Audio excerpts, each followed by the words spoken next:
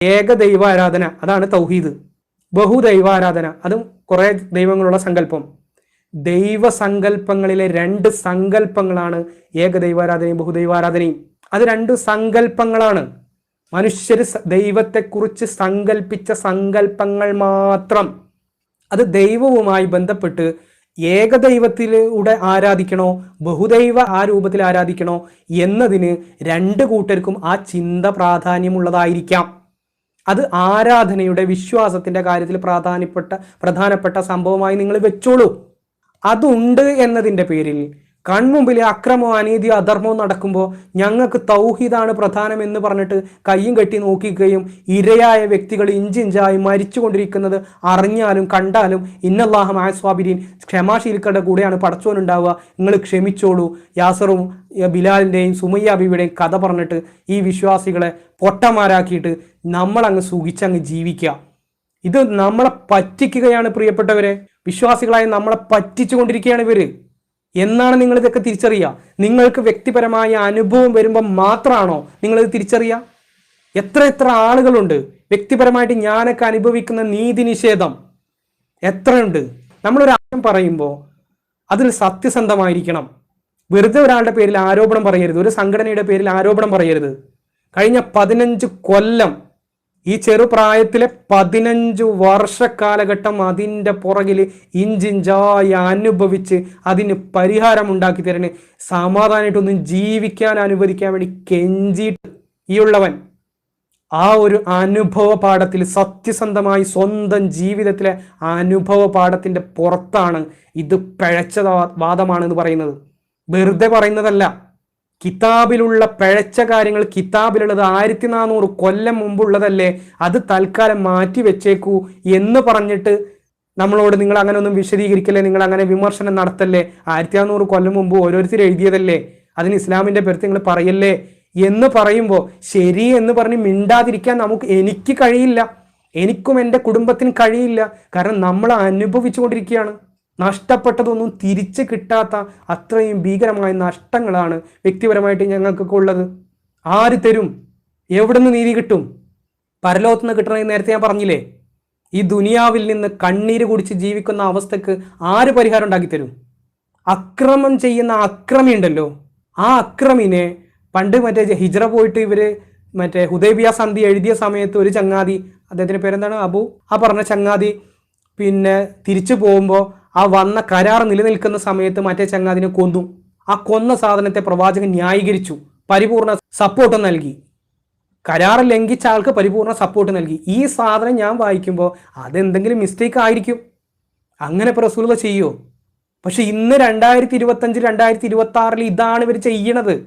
1400 കൊല്ലം മുമ്പുള്ളത് ചെയ്തത് കിതാബിലുള്ള എന്തെങ്കിലും പ്രശ്നമാണ് എന്നൊക്കെ പറഞ്ഞിട്ട് അത് മാറ്റി വെക്കുക. 2026 ആ കിതാബ് ഫോളോ ചെയ്യുന്ന ആളുകൾ അത് തന്നെ ചെയ്യുന്നുണ്ടെങ്കിൽ മിണ്ടാതിരിക്കണം എന്നാണോ നിങ്ങൾ പറയുന്നത്? ആദ്യ കാലഘട്ടങ്ങളിൽ ഈ 15 കൊല്ലമൊക്കെ എന്തുകൊണ്ട്, പലരും ചോദിക്കുന്നത് എന്തുകൊണ്ട് 15 കൊല്ലം കാത്തിരുന്നു? ഇവർ പറയുന്ന കാര്യം എന്താണെന്നറിയോ പ്രിയപ്പെട്ടവരെ? ഈ അക്രമം പ്രവർത്തിക്കുന്ന മൗലവി ഉണ്ടല്ലോ, അത് അദ്ദേഹത്തിൻ്റെ ന്യൂനതയാണ്. ഒരു സത്യവിശ്വാസി മറ്റൊരു സത്യവിശ്വാസിയുടെ ന്യൂനത മറച്ചു വെച്ചാൽ നാളെ റബ്ബിൻ്റെ കോടതിയിൽ നമ്മുടെ ന്യൂനതയും അള്ളാഹു മറച്ചു വെക്കും. ഈ ഹദീസ് പറഞ്ഞുകൊണ്ട് ഈ തെമ്മാടിത്തരം കാണിക്കുന്ന ആളുകൾ ഈ തെമ്മാടിത്തരം കാണിക്കുന്നത്, അക്രമം പ്രവർത്തിക്കുന്നത് ന്യൂനതയാണ് എന്ന് എന്നെ പറഞ്ഞ് പറ്റിക്കുകയായിരുന്നു.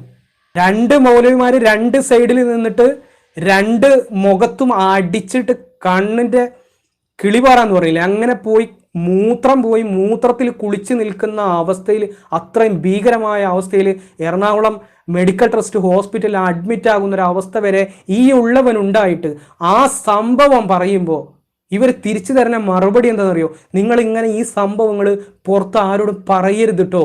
കാരണം അവരുടെ ന്യൂനതയാണ് എന്ത്? അടിവയറ്റിന് ഇടിച്ചിട്ട് മൂത്രത്തിൽ കുളിച്ചിട്ട് ഇരിക്കുന്ന ആ ഒരു അവസ്ഥയിൽ ഞാൻ എത്തിയ അവർ ചെയ്ത അക്രമമില്ലേ, അത് അവരുടെ ന്യൂനതയാണ് പോലും. അവർ മൗലവിമാരാണ്, തൗഹീദുള്ളവരാണ്, അതുകൊണ്ട് അത് അവരുടെ ന്യൂനതയാണ്. നേരെ മറിച്ച് ഒരു സാധാരണക്കാരനാണ് അത് ചെയ്തിട്ടുണ്ടെങ്കിൽ തിരിച്ചു പറഞ്ഞാൽ കൊടുക്കണം എന്നല്ലേ മറുപടി പറയാം. തൗഹീദുള്ളവനായപ്പോൾ അത് അവരുടെ ന്യൂനതയാണ്. എന്നിട്ട് ആ വേദന എത്രയോ മാസങ്ങൾ ഞാൻ കൊണ്ടു നടക്കുകയാണ്. എനിക്ക് കിട്ടിയ പരിക്കിൻ്റെ അത് പറയുമ്പോഴും ഓർമ്മിപ്പിക്കുമ്പോഴും അതുമായി ബന്ധപ്പെട്ട് ട്രീറ്റ്മെൻറ്റിന് ഹോസ്പിറ്റലിലൊക്കെ പോകുമ്പോഴൊക്കെ ഇവരെന്നോട് പറയുന്നറിയോ, ധൈര്യമായിട്ട് പോയിക്കോളൂ. സുമയ്യ ബീവിയുടെ പ്രൈവറ്റ് പാർട്ടിൽ കുന്തം ഓട്ടുന്ന സമയത്ത്, ആ സമയത്ത് സുമയ്യ ബീവി അനുഭവിച്ച വേദനയില്ലേ, അതിൻ്റെ 10-1 പോലും മൊയ്സ് അനുഭവിച്ചിട്ടില്ലല്ലോ. സുമയ്യ ബീവി പോണ സ്വർഗത്തിൽ മൊയ്സിന് പോണോ? എന്ത് വേണം? ഇടിയൊക്കെ കൊണ്ടിട്ട് നമ്മൾ ഹോസ്പിറ്റലിൽ കയറി ഇറങ്ങി നമ്മൾ ക്ഷമിക്കുക. എന്നാൽ ഈ അക്രമം പ്രവർത്തിച്ചവനെ അവനക്ക് മിമ്പർ കൊടുക്കുകയാണ്. ഈ മിമ്പറിൽ കുത്തുപോറണം, എനിക്ക് തൗഹീദ് ഉണ്ടല്ലോ. എൻ്റെ പ്രിയപ്പെട്ടവരെ, ഇതൊക്കെ വെറുതെ എവിടുന്നോ ഏറിയെന്നെടുത്ത് പറയണതല്ല, അനുഭവിച്ച് ഞാൻ ജബ്ബാർ കഴിഞ്ഞ ഏതൊരു വീഡിയോയിൽ സൂചിപ്പിച്ചിട്ടുണ്ടായിരുന്നു. ഞാൻ പറയുന്ന സംഭവങ്ങളൊക്കെ നിങ്ങൾ കേൾക്കണം. അത്രയത്ര ഭീകരമായ ഒരു അവസ്ഥയിലൂടെയാണ് ഞാൻ എൻ്റെ ലൈഫ് കടന്നുപോയത്. ഈ 40 കൊല്ലത്തിനിടക്ക് ഞാൻ അനുഭവിച്ച അനുഭവങ്ങളുണ്ട്. പരിശുദ്ധമായ റമളാൻ മാസത്തിൽ പോലും. നിങ്ങൾ എൻ്റെ കണ്ണ് കണ്ടുണ്ട്, എൻ്റെ കണ്ണ്, എന്നെ നേരിട്ട് കാണുമ്പോൾ നിങ്ങൾ എൻ്റെ കണ്ണ്, ഞാൻ പറഞ്ഞുതരാം എൻ്റെ കഥ എന്താണ്, എന്തുകൊണ്ട് ഈ കണ്ണ് ഇങ്ങനെ ആയി എന്നുള്ളത്. ഇതാണല്ലോ സമാധാനത്തിൻ്റെ മതം. ഞാൻ ലൈവിൽ വരാൻ ഏറ്റവും കൂടുതൽ ഞാൻ ഭയപ്പെടുന്ന സംഗതി എന്താണെന്നറിയോ? ഈ സംഗതികൾ എൻ്റെ മെമ്മറിയിൽ വരുമ്പോൾ ആരിഫ് ഹുസൈൻ സംസാരിച്ചു വെച്ചതിൻ്റെ എത്രയോ ടോപ്പിൽ ഞാൻ സംസാരിച്ചു പോകുമോ എന്ന ഭയമാണ് എന്നെ അതിൽ നിന്ന് പിൻവലിപ്പിക്കുന്നത്. ആരിഫ് ഹുസൈൻ സംസാരിച്ചു വെക്കുന്ന ആ ഒരു മാർജിൻ ഉണ്ടല്ലോ, അല്ലെങ്കിൽ ആ സംസാരിക്കുന്ന ആ ഒരു ലെവല്, അതിൻ്റെ എത്രയോ ടോപ്പിൽ ഞാൻ സംസാരിക്കാൻ എനിക്ക് അവകാശമുണ്ട്. അത്രയേറെ അനുഭവിച്ച് തീർത്തിട്ടുണ്ട് ഞാൻ എൻ്റെ ജീവിതത്തിൽ. മുജാഹിദ് പണ്ഡിതന്മാരോടും നേതാക്കന്മാരോടും വെറുതെ എന്നെ കൊണ്ട് അതൊന്നും വിളിച്ച് പറയിപ്പിക്കരുത് എന്നും ഒരു റിക്വസ്റ്റ് മാത്രമാണ് തൽക്കാലം ഈ ലൈവിൽ പറയാനുള്ളത്. നിങ്ങൾ എന്താ വിചാരിച്ചത്? നിങ്ങൾ എന്താ കാട്ടിക്കൂട്ടണം? ഈ പൊതുസമൂഹം മണ്ടന്മാരാന്ന് വിചാരിച്ചോ? ഈ പൊതുസമൂഹത്തിന്, ഞാൻ എത്രയോ പൊതുസമൂഹത്തിലുള്ള മെമ്പർമാരോട് ഈ സംഗതികൾ ഞാൻ അനുഭവിച്ച് തീർത്ത് പറയുമ്പോൾ അവരെന്നോട് ചോദിക്കണം, നിങ്ങളെന്താ മന്ദബുദ്ധിയായിരുന്നോ? നിങ്ങൾക്ക് തലക്ക് സുഖമില്ലായിരുന്നോ? നിങ്ങൾ ഇങ്ങനത്തെ ഒരു അടിമയായിരുന്നോ? എന്തിനാ ഇത്രയധികം പീഡനങ്ങൾ ഏറ്റുവാങ്ങിക്കൊണ്ട് തൗഹീദാണ് പ്രധാനം എന്ന് പറഞ്ഞിട്ട് പിന്നെയും അവരുടെ കൂടെ ഈ പറഞ്ഞ കേരളത്തിന്റെ അറ്റം മുതൽ ഏറ്റം വരെ ഇസ്ലാമിന്റെ ദാവത്തുമായിട്ട് നിങ്ങൾ നടന്നത്? ആദ്യത്തെ ദിവസം തന്നെ ഈ പറയുന്ന പട്ടിയെ തല്ലും പോലെ ചവിട്ടിക്കൂട്ടി മൂത്രത്തിൽ കുളിച്ചേക്കുന്ന ഒരു അനുഭവം ഉണ്ടായി കഴിഞ്ഞാൽ അന്ന് തന്നെ പുറത്തിറങ്ങണ്ടേ? മാധ്യമങ്ങൾക്ക് മുമ്പിൽ എത്തണ്ടേ? പറയണ്ടേ ഇവരുടെ തെമ്മാടിത്തരങ്ങൾ? ഈ തെമ്മാടികൾ, അക്രമികളായിട്ടുള്ള ആളുകളെ സംരക്ഷിക്കുന്ന ഇവരുടെ ഈ മുക്കൂട്ട് മുന്നണി, ഈ പറയുന്ന ഇസ്ലാം എന്ന് പറയുന്ന ബിസിനസ്, ഈ സംഭവങ്ങളെ കുറിച്ച് നിങ്ങൾ അന്ന് തന്നെ മാധ്യമങ്ങൾക്ക് മുമ്പിൽ പറയണ്ടേ എന്നാണ് പല ആളുകളും എന്നോട് പറഞ്ഞത്. ബഹുമാനപ്പെട്ട ഹൈക്കോടതിയിലെ ഒരു ജഡ്ജി ഈ വിഷയങ്ങൾ ഞാൻ പേഴ്സണലി എന്നോട് സംസാരിക്കാൻ ഒരു അവസരം കിട്ടിയപ്പോൾ ഞാൻ പറഞ്ഞപ്പോൾ അദ്ദേഹം എന്നോട് പറഞ്ഞ മറുപടികൾ കേട്ടാൽ നിങ്ങൾ ഞെട്ടും. അത്രയും ഭീകരമാണ് പ്രിയപ്പെട്ടവരെ ഇവരുടെയൊക്കെ ഉള്ളിൻ്റെ ഉള്ളിൽ നടക്കുന്ന സംഗതികൾ. ഈ ഒരാഴ്ചക്കുള്ളിൽ നിങ്ങൾ കണ്ടിട്ടില്ലേ എത്ര പള്ളികളാണ് ഉദ്ഘാടനം ചെയ്യപ്പെടുന്നത്? സലഫി മസ്ജിദുകൾ. കേരള നദൂത്തുൽ മുജാഹിദീൻ എന്ന് പറയുന്ന ആ ഔദ്യോഗിക സംഘടനക്കും വിസ്ഡത്തിനും മർക്കസുദാവക്കും എത്ര കോടിക്കണക്കിന് രൂപയാണ് അവർ ചെലവാക്കുന്നത്. ഈ മർദ്ദിക്കപ്പെടുന്ന പാവപ്പെട്ട നിരാലംബരായ ആളുകൾക്ക് ആ കോടികളുടെ എത്രയോ ചെറിയൊരു അംശം മതിയിലെ അവരുടെ ജീവിതം, അവർ അധ്വാനിച്ച് ജീവിക്കാൻ പറ്റിയൊരു സാഹചര്യത്തിൽ അവരെ സേഫ് സോണിൽ ഒന്ന് ആക്കി കൊടുക്കാൻ ആ കോടികളുടെ എത്ര ചെറിയ തുക വേണ്ടിവരും. കാരണം അവർക്കത് ചെയ്യാൻ കഴിയില്ല പ്രിയപ്പെട്ടവരെ. ഇവിടെ നമ്മളെ പൊട്ടന്മാരാക്കാം. വയനാട് ദുരന്തത്തിൽ ഞങ്ങൾ ഇത്ര, മറ്റേതിന് ഇത്ര. ഇത് നമ്മളെ പൊട്ടന്മാരാക്കാ ചെയ്യുന്നതാ. വലത് കൈ കൊടുക്കുന്ന ഇടത് കൈ അറിയരുതെന്നും യൂഫ്രട്ടീസ് നദീ തീരത്ത് ആട്ടുംകൂട്ടി ചത്താൽ റബ്ബിനോട്, ഇതൊക്കെ നമ്മളെ പൊട്ടന്മാരാക്കുകയാണ്. ഈ കഴിഞ്ഞ ലൈവിന് ശേഷം എൻ്റെ പ്രിയപ്പെട്ടവർ എന്നെ കോണ്ടാക്ട് ചെയ്തതിലധികം സ്ത്രീകളാണ്. അനുഭവിച്ച് തീർക്കുകയാണ് അവര്. പുരുഷന്മാരുണ്ട്. കോടതി വരാന്തകൾ കയറി ഇറങ്ങുന്ന നീതിക്ക് വേണ്ടി. എവിടെ നിന്ന് കിട്ടും നീതി? ആരിടപെട്ട് പരിഹരിക്കും? വളരെ ഗൗരവകരമായ ഒരു അവസ്ഥയിലൂടെയാണ് ഈ മുജാഹിദ് സംഘടനകൾ പോയിക്കൊണ്ടിരിക്കുന്നത്. ആഘോഷിക്കാൻ പാടില്ല, ക്രിസ്മസ് ആഘോഷിക്കാൻ പാടില്ല, അങ്ങോട്ട് നോക്കാൻ പാടില്ല, ഇങ്ങോട്ട് നോക്കാൻ പാടില്ല, സകല സൗഹൃദവും അവസാനിപ്പിച്ചു എന്ന് ഞാൻ പറഞ്ഞിട്ടില്ല നിങ്ങളോട്? ജബ്ബാർ മാഷിന്റെയും ലിയാഖത്തിന്റെയും കൂടെ ഒരു ഫോട്ടോ ഇട്ട് കഴിഞ്ഞാൽ സകല സൗഹൃദം, ആത്മാർത്ഥ സുഹൃത്ത് വലയത്തിൽ നിന്ന് നിന്റെ പേര് ഞങ്ങൾ വെട്ടി ബ്ലോക്ക് ചെയ്തു പോയി. 20 വർഷം ഞാനുമായിട്ട് അത്രയേറെ സൗഹൃദം പുലർത്തിയ കേരളത്തിൽ അറിയപ്പെടുന്ന ഒരു പണ്ഡിതൻ ബ്ലോക്ക് ചെയ്തു പോയി. ഒറ്റ നിമിഷം കൊണ്ട് അവർക്കത് സാധിക്കുന്നുണ്ട്. ജബ്ബാർ മാഷിന്റെ കൂടെ ഫോട്ടോ ഇട്ട ആ ഒരു ഫോട്ടോ കാണുമ്പോഴത്തേക്ക് എല്ലാ ബന്ധങ്ങളും മുറിച്ചു പോകാൻ അത്രമാത്രം മതഭ്രാന്ത് തലയിൽ കയറ്റിയിട്ടാണ് ഇവരൊക്കെ ജീവിക്കുന്നത് നമുക്കിടയിൽ. എങ്ങനെ സമാധാനം കിട്ടും പ്രിയപ്പെട്ടവരെ? ഞാൻ ലൈവിൽ വരുന്നത് ഞാൻ ഏറ്റവും കൂടുതൽ ഭയപ്പെട്ടത് ഈ സംസാരങ്ങൾ എന്നിൽ നിന്ന് ഉണ്ടാകുമോ എന്നുള്ള ഭയത്തിലാണ് പ്രിയപ്പെട്ടവരെ. എന്നോട് എല്ലാവരും പറയലുണ്ട് ലൈവിൽ വരൂ എന്ന്. മറ്റുള്ള വീഡിയോകളാകുമ്പോൾ നമുക്ക് എഡിറ്റ് ചെയ്തിട്ട് ആ ഭാഗങ്ങൾ, ഇപ്പം നിങ്ങൾ കണ്ട പല വീഡിയോകളിലെ ബനൂ ഖുറൈളൊക്കെ, ആ ബനൂ ഖുറൈളയിലൊക്കെ ചില സന്ദർഭങ്ങളിൽ 10-20 മിനിറ്റോളൊക്കെ ഞാൻ ഇതേപോലെ മനുഷ്യത്വ വിരുദ്ധമായിട്ട് ഈ പറഞ്ഞ റസൂലും സഹാബത്തും ചെയ്ത കാര്യങ്ങളൊക്കെ അത്രയും ശക്തമായിട്ട് പറഞ്ഞ് അത് ഞാൻ തന്നെ കേട്ടിട്ട് പഠിച്ചവൻ ഇത്രയും സ്ട്രോങ് ആയിട്ട് പറഞ്ഞാൽ അത് അവർക്ക് ഉൾക്കൊള്ളാൻ കഴിയോ റബ്ബേ എന്ന് വിചാരിച്ചിട്ട് ഞാൻ കട്ട് ചെയ്ത് ഒഴിവാക്കി കളഞ്ഞു. ലൈവിൽ വന്നു കഴിഞ്ഞാൽ നമ്മൾ പറഞ്ഞു പോയി, ഇനിയിപ്പോൾ ഇതൊന്നും ചെയ്യാൻ പറ്റില്ല. ഇപ്പോൾ ഞാൻ ഈ കഴിഞ്ഞ 10 മിനിറ്റ് കൊണ്ട് ഞാൻ പറഞ്ഞത് എനിക്ക് കട്ട് ചെയ്ത് ഒഴിവാക്കാൻ പറ്റുമോ? നിങ്ങൾ കേൾക്കുവാണ്. ഇത് നിസ്സാര സംഗതിയല്ല. ഞാൻ എനിക്ക് വേണ്ടി മാത്രമല്ല ശബ്ദിക്കുന്നത്. ഒരുപാട് മനുഷ്യർ ഇതുപോലെ ഉരുകി ജീവിക്കുന്നുണ്ട്. ഈ കോടിക്കണക്കിന് രൂപയൊക്കെ എന്തിനാണ് പ്രിയപ്പെട്ടവരെ? കഴിഞ്ഞ ദിവസം ഒരു സലഫി മസ്ജിദിൻ്റെ ഉദ്ഘാടനത്തിൻ്റെ വീഡിയോ കണ്ടു ഫേസ്ബുക്കിൽ, നിങ്ങൾക്ക് നോക്കിയാൽ കാണാം. അതിൻ്റെ ഉദ്ഘാടനത്തിൻ്റെ സ്റ്റേജിൽ ബഹുമാനായ MM അക്ബർ സാഹിബ്, ഹുസൈൻ മടവൂര്, TP അബ്ദുള്ള കോയ മദനി സംസ്ഥാന പ്രസിഡന്റ്, ഇതുപോലുള്ള ആളുകളൊക്കെ അതിലിരിക്കുന്നുണ്ട്. ഒരു സലഫി മസ്ജിദ് ഇല്ലാത്തൊരു സ്ഥലത്ത്, ഒരു പള്ളി ഇല്ലാത്തൊരു സ്ഥലത്ത് മുസ്ലിങ്ങൾക്ക് നിസ്കരിക്കാൻ ഒരു പള്ളി വെച്ചു കൊടുക്കുന്നതിന് നമുക്ക് എതിരഭിപ്രായം ഇല്ല. പള്ളി വെച്ച് അവർ നിസ്കരിച്ചോട്ടെ, തഹജ്ജുദ് നിസ്കരിച്ചോട്ടെ, മറ്റേ ഈത്തിക്കാഫ് ഇരുന്നോട്ടെ, എല്ലാം ചെയ്തോട്ടെ. ഒരു 2 കിലോമീറ്ററിൻ്റെ ഉള്ളിൽ എത്ര പള്ളികളാണ്? ഈ പറയപ്പെട്ട പള്ളി ഒരാൾ ഒറ്റക്ക് ഉണ്ടാക്കി കൊടുത്താണ് പോലും. അതിൻ്റെ ഉദ്ഘാടനത്തിൻ്റെ സ്റ്റേജിൽ ഞാൻ നേരത്തെ പറഞ്ഞ പ്രഗത്ഭരൊക്കെ ഇരിക്കുന്നുണ്ട്.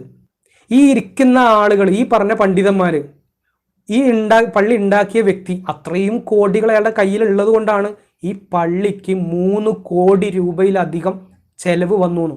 അത്രയും മനോഹരമായൊരു സൗധമായിട്ടാണ് ആ പള്ളി ഉണ്ടാക്കിയിട്ടുള്ളത്. മുജാഹിദ് പള്ളിയുടെ അവസ്ഥയാണ് ഈ പറയുന്നത്. അവിടെ വേറെ എവിടെയും പള്ളിയില്ല കേട്ടോ. ആളുകളൊന്നും നിസ്കരിക്കാൻ കഴിയായിട്ട് നിസ്കരിക്കുന്നില്ല.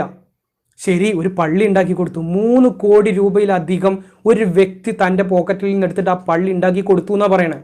ആ 3 കോടി അയാൾ ചെലവാക്കുമ്പോൾ ഈ സ്റ്റേജിലിരിക്കുന്ന ഈ സംസ്ഥാന നേതാക്കന്മാർക്കും പണ്ഡിതന്മാർക്കും അയാളോട് കൈപിടിച്ചിട്ട് 15 കൊല്ലമായിട്ട് ഇഞ്ചിഞ്ചായി മരിച്ചു കൊണ്ടിരിക്കുന്ന ഒരു കുടുംബം എറണാകുളം ജില്ലയിലുണ്ടെന്നും നമ്മുടെ നിച്ച് ഓഫ് ട്രൂത്തിൽ വർക്ക് ചെയ്തിരുന്ന, നമ്മുടെ പ്രസ്ഥാനത്തിന് വേണ്ടി അഹോരാത്രം രാവെന്നോ പകലെന്നോ വ്യത്യാസമില്ലാതെ ആത്മാർത്ഥമായിട്ട് പണിയെടുത്ത് നമ്മുടെ ആദർശം സ്വീകരിച്ച് ജീവിതം തുടങ്ങിയതിൻ്റെ പേരിൽ കുടുംബം മൊത്തം ഛിന്ന ഭിന്നമായി പോകുന്ന ഒരവസ്ഥയിൽ കണ്ണീരിൽ കുതിർന്ന ജീവിതം നയിക്കുന്ന രോഗാവസ്ഥയിലേക്ക് എത്തപ്പെട്ട ഒരു കുടുംബമുണ്ട്. അവരെ എങ്ങനെയെങ്കിലും അക്രമിയായ മൗലവിയുടെ കയ്യിൽ നിന്ന് രക്ഷിക്കാൻ എന്തെങ്കിലും നമുക്ക് ചെയ്യാൻ കഴിയോ? നിങ്ങൾ എന്തെങ്കിലും ഒന്ന് അതിൽ ചെയ്യോ എന്ന് ചോദിക്കാൻ ഇവർക്ക് തോന്നിയിട്ടില്ല പ്രിയപ്പെട്ടവരെ. അവരത് ചെയ്യില്ല. കാരണം തൗഹീദാണ് വലുത്. കുറേ പള്ളികൾ ഉണ്ടാക്കണം, അതിനൊരു ഇമാമിന് ജോലി കൊടുക്കണം, അവിടെ പ്രസംഗിക്കണം, ദഅവത്ത് നടത്തണം, കാശ് ഉണ്ടാക്കണം, ബിസിനസ് ചെയ്യണം, അവരുടെ കീശ വീർപ്പിക്കണം, ബാങ്ക് ബാലൻസുകൾ വർദ്ധിപ്പിക്കണം, കണ്ണീരിൽ കുതിർന്ന ജീവിതം നയിക്കണം. നിനക്ക് സ്വർഗ്ഗ മോനെ.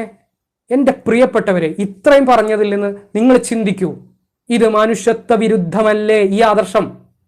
മറ്റ് കാരുണ്യ പ്രവർത്തികളെക്കാൾ വലുത് തൗഹീദിന് പ്രാധാന്യം കൊടുത്തുകൊണ്ട് ഈ പറയപ്പെട്ട കാര്യങ്ങൾക്കൊന്നും ഒരു പ്രാധാന്യവും തരാതെ ഈ പറയപ്പെട്ട കാര്യങ്ങളെക്കുറിച്ച് ബോധ്യപ്പെടുത്തുന്ന ആളുകളെ പരസ്യമായിട്ട് അവഹേളിച്ച് അവരെ മന്ദബുദ്ധികളാണെന്ന് വിളിച്ച്, വിഡ്ഢികളാണെന്ന് വിളിച്ച്, പച്ച തെറി വിളിച്ച് അവഹേളിക്കുക, ചവിട്ടിത്തേക്കുക എന്നതല്ലാതെ എന്ത് മറുപടിയാണ് പറയാനുള്ളത്?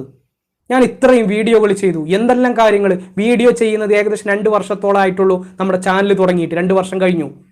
ഈ 2 വർഷത്തിന് മുമ്പ് 15 കൊല്ലം നിങ്ങളുടെ കൂടെ നിന്നിട്ട് അത് തെറ്റല്ലേ, ഇത് തെറ്റല്ലേ, ഇതെന്താണ് നിങ്ങൾ അക്രമിയുടെ കൈക്ക് പിടിക്കാത്തത്, ഇത് എത്ര തവണ ചോദിച്ചു?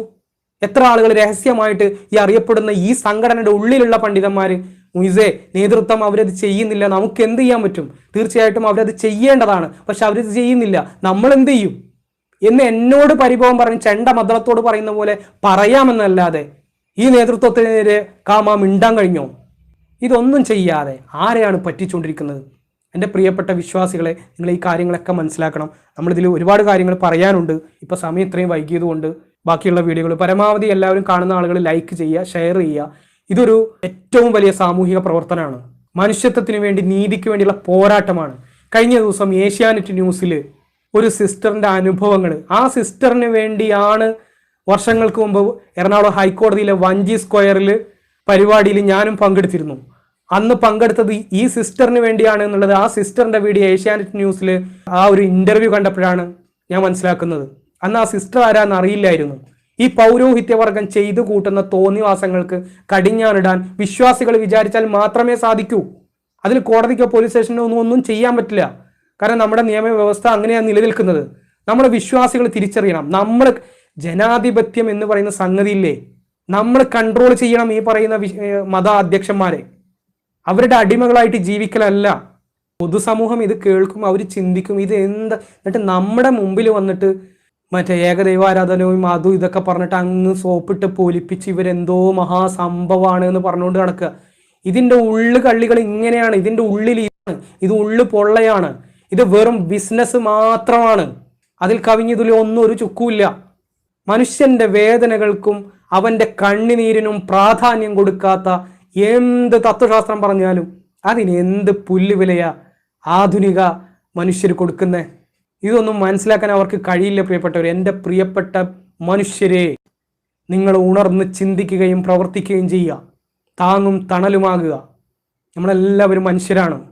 ഈ ജാതി മത രാഷ്ട്രീയ വർണ്ണവർഗ വ്യത്യാസങ്ങൾ പുരോഹിത വർഗം ഉണ്ടാക്കിയത് അവരുടെ പോക്കറ്റ് വീർപ്പിക്കുന്നതിനും അവർക്ക് സുഖമായി സുഖലോലുപതയിൽ ജീവിച്ചു തീർക്കുന്നതിനും വേണ്ടിയുള്ള ഒരു സംഭവം മാത്രമാണ്. നിങ്ങൾക്ക് ദൈവത്തിൽ വിശ്വസിക്കാൻ നിങ്ങളുടെ മനസ്സ് പറയുന്നുണ്ടോ?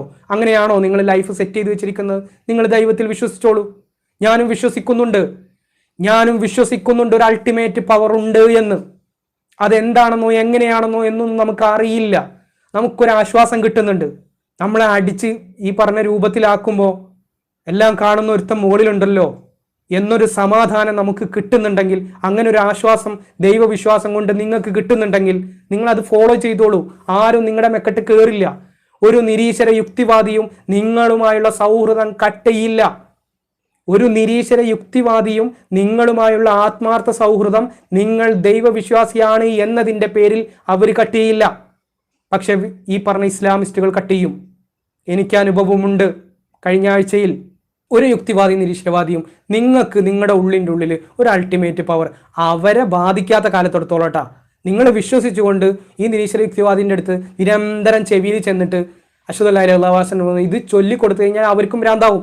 നമ്മുടെ മതം നമ്മുടെ ഉള്ളിലിരിക്കണം. ഒരു പാട്ടില്ലേ, പള്ളികൾ നമ്മുടെ ഉള്ളിലുണ്ടാക്കണം. പുറത്തല്ല പള്ളികൾ പണിയേണ്ടത്. 3 കോടി ചെലവഴിക്കേണ്ടത് അവിടെ അല്ല, ഉള്ളിലാണ്. ആ ഉള്ളിൽ ചെലവഴിക്കാൻ തോന്നുമ്പോഴാണ് ഈ കണ്ണീരൊപ്പാൻ തോന്നുക. എത്ര വിശ്വാസികളും അവിശ്വാസികളുമായിട്ടുള്ള ആളുകൾ ഇതേപോലെ ജീവിക്കുന്നുണ്ട്, ഈ കണ്ണീരൊപ്പുന്ന പ്രവർത്തനം നടത്തുന്നുണ്ട്. നിങ്ങൾക്ക് മാത്രം തൗഹീദാണ് പ്രധാനം. എന്നാൽ ഇവർ തൗഹീദ് മാത്രം പ്രധാനമായിട്ടാണോ ജീവിക്കുന്നത്? മാസത്തിൽ 2-3 തവണ ഗൾഫ് യാത്രകൾ നടത്തുന്നു, ഫാമിലിനെ കൊണ്ടുപോകുന്നു, ഗൾഫ് കൺട്രീസ് എല്ലാം കറങ്ങുന്നു, പടിഞ്ഞാറൻ നാടുകളിലേക്ക് പോകുന്നു, ലൈഫ് എൻജോയ് ചെയ്യുന്നു.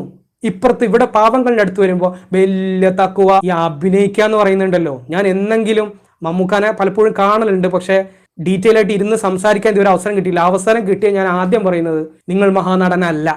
നിങ്ങളെക്കാൾ നന്നായിട്ട് അഭിനയിക്കാൻ കഴിവുള്ള സുഹൃത്തുക്കൾ കേരളത്തിൽ മുജാഹിദ് പണ്ഡിതന്മാരുടെ പേരുകൾ എനിക്കറിയാം. അവരുടെ വ്യക്തി ജീവിതത്തിൽ ഈ പറഞ്ഞ സംഭവവും മിമ്പറിന്റെ മുകളിൽ കയറി കഴിഞ്ഞാലല്ലോ, അബദ്ധവശാൽ ഞാൻ ഇവരുടെ ഖുത്ബൊന്നും ഞാൻ കേൾക്കാൻ പോകാറില്ല. അഥവാ ചിലപ്പോൾ യാത്രയിലൊക്കെ കയറി കഴിഞ്ഞാൽ ഈ ചങ്ങാതിയാണോ ഖത്തീബ്, എന്നിട്ട് ഇവരിങ്ങനെ പറഞ്ഞിങ്ങനെ പൊലിപ്പിക്കുന്ന സമയത്ത് അന്ന് രാവിലെ എന്താ ചെയ്തതെന്നുള്ളത് ചിലപ്പോൾ അറിഞ്ഞിട്ടായിരിക്കും ഞാൻ അവിടെ ചെല്ലണത്. മമ്മൂക്കയെക്കാളും ലാലേട്ടനെക്കാളും ഒക്കെ മനോഹരമായിട്ട് അഭിനയം എന്ന് പറയുന്നത് കൊലയായി കൊണ്ട് നടക്കുന്ന പണ്ഡിത പുരോഹിതന്മാരാൽ നയിക്കപ്പെടുന്ന മതസംഘടനകളുടെ അനുയായികളായിട്ട് ജീവിക്കേണ്ട ഗതികേട് പ്രിയപ്പെട്ട വിശ്വാസികളെ നമുക്കുണ്ടാകരുത്. ഇനിയെങ്കിലും ഈ ചൂഷണങ്ങളെ തിരിച്ചറിഞ്ഞ് മനുഷ്യരാണെന്ന് ഏക കോൺസെപ്റ്റിൽ ചിന്തിച്ച് ഇവരെയൊക്കെ കടക്ക് പുറത്ത് എന്ന രൂപത്തിൽ മനസ്സിലെങ്കിലും സെറ്റ് ചെയ്തിട്ട് നമ്മുടെ ലൈഫ് ക്രമീകരിച്ചോ. ഇല്ല എന്നുണ്ടെങ്കിൽ ഈ ലോകത്തെ ജീവിതം നരക ജീവിതമായിരിക്കും. എന്നെ അതൊന്നും ബാധിക്കുന്നില്ലല്ലോ, അത് അയാളെയല്ലേ, അത് മറ്റവനല്ലേ എന്ന് വിചാരിച്ച് സമാധാനിച്ചിരിക്കുന്നുണ്ടെങ്കിൽ ഇത് നാളെ നിങ്ങളിലും നിങ്ങളുടെ വീട്ടിലും നിങ്ങളുടെ കുടുംബത്തിലും ഇതുണ്ടാകുക തന്നെ ചെയ്യും. കാരണം എന്താണ്? ഒരുപാട് നിരപരാധികൾ കണ്ണീര് കുടിക്കുന്നത് കണ്ടിട്ട് നിങ്ങൾ മൗനം പാലിച്ചു എന്ന ഗുരുതരമായ പാപം നിങ്ങൾ ഉത്തരവാദിത്തപ്പെട്ടവർ ചെയ്തിട്ടുണ്ടെങ്കിൽ നിങ്ങളുടെ കുടുംബം ഇത് കയറാതെ, പ്രകൃതി അതിൻ്റെ നീതി നിർവഹിക്കാതെ വിടില്ല. ഒരുപാട് ചരിത്രങ്ങളുണ്ട് അത്തരത്തിൽ. നിങ്ങൾ ദൈവത്തിൽ വിശ്വസിക്കാതിരിക്കുക, അതൊക്കെ നിങ്ങളുടെ പേഴ്സണൽ കാര്യമാണ്. നിങ്ങളുടെ ലൈംഗികത എത്ര പേഴ്സണലാണോ അത്രയും പേഴ്സണലാണ് ഈ ദൈവവിശ്വാസം എന്ന് പറയുന്ന സംഗതി. അങ്ങനെ കൊണ്ടുവരുന്നാൽ മതി ആ സംഗതി. നിങ്ങൾ വിശ്വസിച്ചാലും ഇല്ലെങ്കിലും പ്രകൃതി അതിൻ്റെ നീതി നിർവഹിക്കും. നിങ്ങളുടെ വീടുകളിൽ വരും. എനിക്ക് അനുഭവമുണ്ട്. എനിക്കെതിരെ ശക്തമായിട്ട് നിന്നൊരു പണ്ഡിതൻ, ആ പണ്ഡിതൻ ഞാൻ ഈ പറയുന്ന വിമർശനങ്ങൾ സംഘടനകകത്ത് നിന്നിട്ട് നടത്തിയിരുന്ന സമയത്ത് എനിക്കെതിരെ അത്രയും ശക്തമായ രൂപത്തിൽ നിന്ന ആളുടെ സ്വന്തം കുടുംബത്തിൽ ആ അനുഭവം വന്നപ്പോൾ അയാൾ കോടതി കയറി ഇറങ്ങി ജീവിതം തന്നെ കൈവിട്ടു പോകുന്ന അവസ്ഥയിൽ എത്തിയപ്പോൾ അയാൾ എന്നെ വിളിച്ച് മാപ്പ് ചോദിച്ച് കെട്ടിപ്പിടിച്ച് കരഞ്ഞു അന്ന് ആ പറഞ്ഞ വാക്കുകൾക്ക്. കാരണം അയാൾക്ക് അനുഭവത്തിൽ വരേണ്ടി വന്നു അത് മനസ്സിലാകാൻ. ഈ സംഘടനാ നേതൃത്വം കാണിക്കുന്ന മനുഷ്യത്വ വിരുദ്ധമായ സമീപനങ്ങളും മഹല്ല് കമ്മിറ്റികൾ ചെയ്യുന്ന ഇത്രയും വൃത്തികെട്ട നീതികെട്ട പാവപ്പെട്ടവർക്കും ആരോരും ഇല്ലാത്തവർക്കും ഒക്കെ താങ്ങും തണലുമാകാതെ പണക്കാരൻ്റെയും മൗലവിമാരും സ്ഥാനമാനങ്ങളൊക്കെ നോക്കിയിട്ട് അതിനനുസരിച്ച് മഹല്ല് കമ്മിറ്റിക്കാർ നിൽക്കുന്നൊരവസ്ഥയൊക്കെ ഉണ്ടല്ലോ. നീതിപൂർവ്വം ഒരു തീരുമാനം എടുക്കാൻ കഴിയാതെ അഴകുഴമ്പൻ ഏർപ്പാടുമായിട്ട് മഹല്ല് കമ്മിറ്റിക്കാർ നിൽക്കുന്ന സംഭവങ്ങളൊക്കെ ഉണ്ടല്ലോ. അതിനൊക്കെയും തന്നെ ഈ പറയുന്ന സമൂഹം അനുഭവിച്ച് തീർക്കുന്നതിന് തീർച്ചയായിട്ടും ഒരു നീതി നിർവഹണം ഈ ദുനിയാവിൽ നിന്നുണ്ടാകും. അത് ഒരു പക്ഷേ വ്യക്തിക്ക്, ആ അനുഭവിച്ച വ്യക്തിക്ക് തന്നെ കിട്ടിക്കൊള്ളണമെന്നില്ല, അടുത്ത തലമുറയിലുള്ളവർക്ക് അത് കിട്ടും. ഇന്ന് തന്നെ ഈ ഇസ്ലാമിക സംഘടനകളുടെയൊക്കെ അവസ്ഥ എന്താണ്? വിശ്വാസികളുടെ അവസ്ഥ എന്താണ്? വിശ്വാസികൾ ഇന്ന് ഇതിൻ്റെയൊക്കെ ഹക്കുകൾ മനസ്സിലാക്കിയിട്ട് ചിലർ പെട്ടെന്ന് തന്നെ ഇസ്ലാമിനെ ഉപേക്ഷിച്ച് പരസ്യമായി പ്രഖ്യാപിച്ചു പോകുന്നു. ചിലർ മനസ്സിൻ്റെ ഉള്ളിൽ കൊണ്ട് നടക്കുന്നു. ഇതൊക്കെ ഫേക്കാണെന്നും ഇതൊക്കെ പണം ഉണ്ടാക്കാനുള്ള സംഭവമാണെന്ന് മനസ്സിലായിട്ട് അങ്ങനെ ജീവിക്കുന്നു. എത്ര ആളുകളാണ് എൻ്റെ പ്രിയപ്പെട്ടവരെ എന്നെ ഓരോ ദിവസവും കോൺടാക്ട് ചെയ്യുന്നത്. എന്നെ ഇത്രയും ആളുകൾ കോൺടാക്ട് ചെയ്തിട്ടുണ്ടെങ്കിൽ ജബ്ബാർ മാഷിനെയും ആരിഫ് ഹുസൈനെയും ലിയാഖത്ത് അലീനെയൊക്കെ എത്ര ആളുകൾ കോൺടാക്ട് ചെയ്യുന്നുണ്ടാവും? നിങ്ങൾ ആലോചിച്ച് നോക്കൂ. എന്നെ സംബന്ധിച്ചിടത്തോളം ഇസ്ലാം ഉപേക്ഷിക്കുക എന്നുള്ളത് വലിയൊരു പ്രാധാന്യമുള്ള കാര്യമല്ല. ഇസ്ലാം ഉപേക്ഷിച്ചാലാണ് അദ്ദേഹത്തിന് മനുഷ്യനായി മനുഷ്യത്വമുള്ള നല്ല വ്യക്തിയായിട്ട് ജീവിക്കാൻ പറ്റുള്ളൂ എന്നുണ്ടെങ്കിൽ അയാളത് ചെയ്തോട്ടെ. വിശ്വാസിയായിട്ട് ജീവിക്കാൻ പറ്റുന്ന അവസ്ഥയിൽ മനുഷ്യത്വത്തിന് പ്രാധാന്യം കൊടുത്തുകൊണ്ട് വിശ്വാസിയായി ജീവിക്കുന്ന ഒരവസ്ഥയിലാണ് സാധ്യമാവുകയെങ്കിൽ അങ്ങനെയും ജീവിച്ചോട്ടെ. ഞാൻ രണ്ടിനെയും ഒരേപോലെ അക്സെപ്റ്റ് ചെയ്യുന്നു. ഇതൊക്കെ നമ്മുടെ വെറും വിശ്വാസപരമായ കാരണം ആ വിശ്വാസത്തിൻ്റെ പുറത്ത് ഏറ്റവും വാല്യുബിൾ ആയിട്ടുള്ള ഈ മനുഷ്യത്വത്തെ ഇല്ലാതാക്കുന്ന അവസ്ഥ, അതിന് പ്രാധാന്യം കൊടുക്കാത്ത അവസ്ഥയൊക്കെ ഉണ്ടാവുക എന്ന് പറയുമ്പോൾ എത്ര വലിയ സങ്കടകരമായ ഒരു അവസ്ഥയാണ്. എൻ്റെ പ്രിയപ്പെട്ട മനുഷ്യരെ, ഇതൊക്കെ തിരിച്ചറിയുക. കഴിഞ്ഞ വീഡിയോയിൽ സൂചിപ്പിച്ചതുപോലെ തന്നെ ചുറ്റുഭാഗവും പ്രതികൂലമായൊരു അവസ്ഥയിലാണ്. തീർച്ചയായിട്ടും എൻ്റെ വാക്ക് ശ്രവിച്ച ഇത് ലൈവിന് ശേഷം കാണുന്ന ആളുകളൊക്കെയും തന്നെ ഏത് നിലക്കാണ് നിങ്ങൾക്ക് സപ്പോർട്ട് ചെയ്യാൻ പറ്റുക ആ നിലക്ക് സപ്പോർട്ട് ചെയ്യുക. ഇസ്ലാം വിറ്റ് കാശുണ്ടാക്കുന്ന പൗരോഹിത്യവർഗം ചെയ്യുന്ന പരിപാടി നമ്മൾ ശീലിച്ചിട്ടില്ലാത്തത് കൊണ്ട് ആ രൂപത്തിലൊന്നുമല്ല ഇത് ചെയ്യുന്നത്. ആരോഗ്യാവസ്ഥ ഓരോ ദിവസവും കഴിയുന്തോറും നമ്മൾ അനുഭവിക്കുന്നത് നമുക്കറിയാം. ഈ ആരോഗ്യാവസ്ഥ ഒരാൾ എന്നെ മെസ്സേജ് ചോദിച്ചു, അതുകൂടി പറഞ്ഞാൽ നമുക്ക് അവസാനിപ്പിക്കാം. നിങ്ങൾ ആരോഗ്യാവസ്ഥയെക്കുറിച്ച് ഇടയ്ക്ക് പറയുന്നുണ്ടല്ലോ, ആക്ച്വലി എന്താണ് സംഭവിച്ചതെന്ന്. എന്തെങ്കിലും ഒരു രോഗം വന്നിട്ട് ഈ രൂപത്തിൽ ഹെൽത്തി ആയിട്ടുള്ള ഒരവസ്ഥ നഷ്ടപ്പെട്ടു പോയതല്ല, കൊടിയ പീഡനങ്ങൾക്ക് വിധേയമായിട്ടായതാണ്. ഞാൻ കണ്ണിൻ്റെ കാര്യം പറഞ്ഞില്ലേ, എനിക്ക് എന്തെങ്കിലും ഒരു അസുഖം വന്ന് ആ അസുഖത്തിൻ്റെ പുറത്ത് ഹെൽത്തി ആയിട്ടുള്ള അവസ്ഥ നഷ്ടപ്പെട്ടു പോയതല്ല പ്രിയപ്പെട്ടവരെ. ക്രൂരമായ പീഡനങ്ങൾ അനുഭവിച്ച് ഈ രൂപത്തിലായതാണ്. എത്രത്തോളം എന്ന് വെച്ച് കഴിഞ്ഞാൽ കോഴിക്കോട് പാലക്കാട് ഹൈവേയിൽ 2019 എൻ്റെ ഓർമ്മ, ശരീരത്തിനും മനസ്സിനും താങ്ങാൻ കഴിയാതെ വന്നപ്പോൾ എൻ്റെ ബോധം നഷ്ടപ്പെട്ട് ആ ഹൈവേയിൽ ബോധം കെട്ട് കിടക്കുന്നൊരവസ്ഥ എനിക്കുണ്ടായിരുന്നു. ആ ഒരു അവസ്ഥയിൽ ആ നാട്ടുകാർ എടുത്ത് ഓട്ടോയിലിട്ട് അടുത്തുള്ള ഹോസ്പിറ്റലിൽ കൊണ്ടുപോയത് കൊണ്ട് ഇന്ന് നിങ്ങളുമായിട്ട് ഇങ്ങനെ സംസാരിക്കാൻ കഴിഞ്ഞു. ഇത്രയും ദയനീയമായ ഒരു അവസ്ഥയിൽ ഒരു യുവാവ് എത്തിയിട്ട് അങ്ങനൊരു സംഭവം ജീവിതത്തിൽ ഉണ്ടായി, അതിൻ്റെ ട്രീറ്റ്മെൻറ്റും കാര്യങ്ങളും നടക്കുകയാണ്, വളരെ ദയനീയമായ അവസ്ഥയാണ് എന്ന വിവരം അറിയിച്ചിട്ട് പോലും സിനിമ കാണുന്ന ലാഘവ ബുദ്ധിയോട് പോലുമല്ലാതെ ആ വിഷയങ്ങൾ കഥ കേൾക്കുന്ന രൂപത്തിൽ കേട്ട് എൻജോയ് ചെയ്യുക എന്നതല്ലാതെ ആ അവസ്ഥക്ക് കാരണക്കാരായ തെമ്മാടികളായിട്ടുള്ള പണ്ഡിത പുരോഹിതന്മാർക്ക് മിമ്പർ കൊടുത്തുകൊണ്ട് അവരെ സപ്പോർട്ട് ചെയ്യുക എന്നതല്ലാതെ ഒരാശ്വാസ വാക്കുകൊണ്ട് പോലും ഈ പറഞ്ഞ ആളുകൾ രംഗത്ത് വന്നിട്ടില്ല. പറയാനുണ്ടെങ്കിൽ ഒരുപാട് പറയാനുണ്ട് എൻ്റെ പ്രിയപ്പെട്ടവരെ. ഇത് ലൈവ് അനന്തമായി നീണ്ടുപോകുന്നൊരവസ്ഥയുണ്ട്. സത്യത്തിൽ എങ്ങനെയെങ്കിലും സംസാരിക്കാൻ കഴിയുന്നത് മഹാഭാഗ്യമായി ഞാൻ കാണുന്നു. സപ്പോർട്ട് ചെയ്ത എല്ലാ പ്രിയപ്പെട്ടവർക്കും നന്ദി രേഖപ്പെടുത്തുന്നു. എല്ലാ നന്മകളും ഉണ്ടാകട്ടെ എന്ന് ആത്മാർത്ഥമായി ആശംസിക്കുന്നു.